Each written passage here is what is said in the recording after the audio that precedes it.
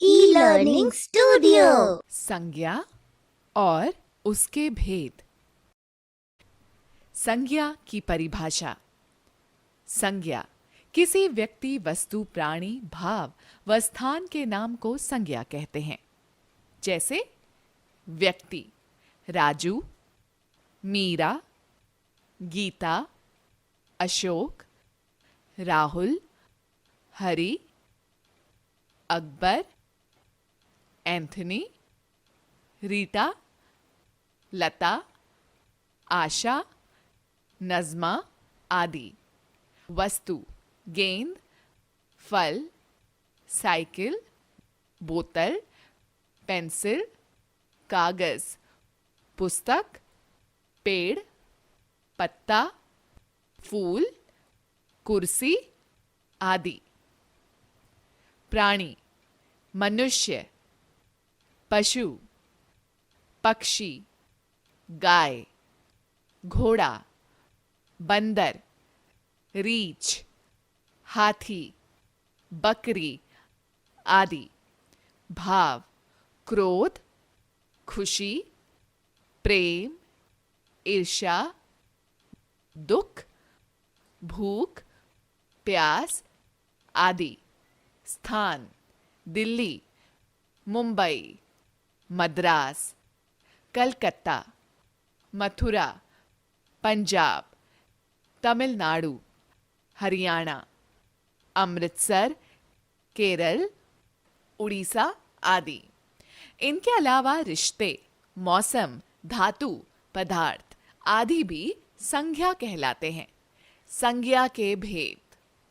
हिंदी व्याकरण के अनुसार संज्ञा के 3 भेद होते हैं, परंतु अब इसमें अंग्रेजी व्याकरण के अनुसार 2 भेद और सम्मिलित हो गए हैं, जो कि जातिवाचक संज्ञा के भेद हैं। ये भेद इस प्रकार हैं: व्यक्तिवाचक संज्ञा, जातिवाचक संज्ञा, क द्रव्यवाचक संज्ञा, ख समूहवाचक संज्ञा। भाववाचक संज्ञा। पहला, व्यक्तिवाचक संज्ञा। जो शब्द किसी विशेष एवं निश्चित व्यक्ति, वस्तु व स्थान की जानकारी देते हैं, उन्हें व्यक्तिवाचक संज्ञा कहते हैं। जैसे डॉक्टर भीमराव अंबेडकर ने भारत के संविधान की रचना की। विशेष व्यक्ति। इस वाक्य में डॉक्टर भीमराव अंबेडकर एक विशेष व्यक्ति हैं। यहां हमने उनके नाम से उन्हें संबोधित किया है। भारत का सबसे पहला वेद ऋग्वेद है। विशेष वस्तु। ऋग एक वेद है जो कि लिखित रूप में मौजूद है। ऋग्वेद एक विशेष पुस्तक है।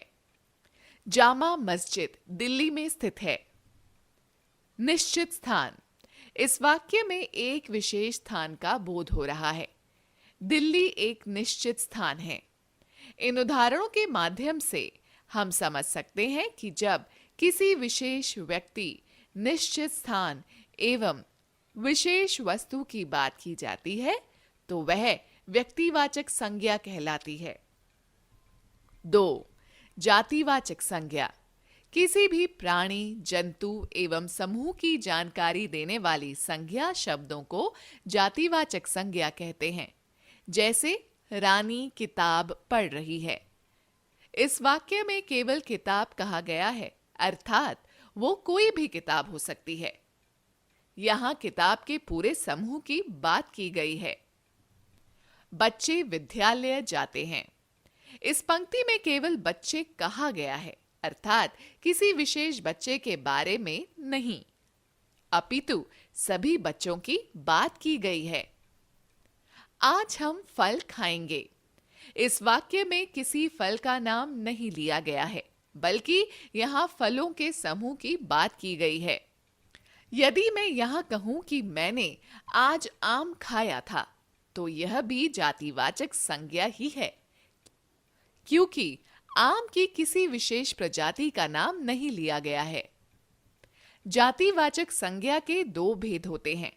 पहला द्रव्यवाचक और दूसरा समूहवाचक। द्रव्यवाचक वह संज्ञा शब्द जो ऐसे पदार्थों तथा द्रव्यों का बोध कराते हैं जिनसे नई वस्तुएं बनती हैं एवं उनका माप तोल किया जा सकता है, उन्हें द्रव्यवाचक संज्ञा कहते हैं। जैसे सोना, चांदी, मिट्टी, लोहा, तांबा, लकड़ी, दूध, पीतल आदि। समूहवाचक संज्ञा ऐसे शब्द जो किसी समूह या समुदाय का बोध करवाते हैं उन्हें समूहवाचक संज्ञा कहते हैं।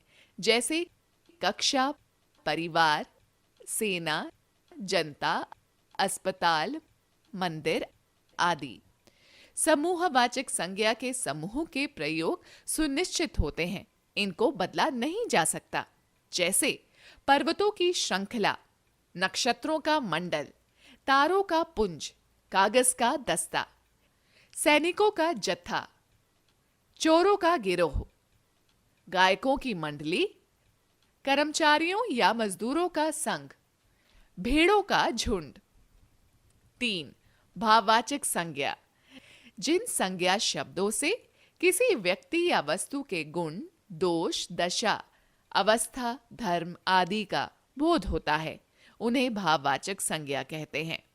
जैसे दया, शांति, प्रेम, अच्छाई, धैर्य, बुढ़ापा, सफलता, सुंदर, बहुमूल्य इत्यादि। भाववाचक संज्ञा में उन गुणों का बोध होता है जिसका अनुभव हमारा मन या हृदय करता है, किंतु हम उन्हें ना तो देख सकते हैं ना ही स्पर्श कर सकते हैं।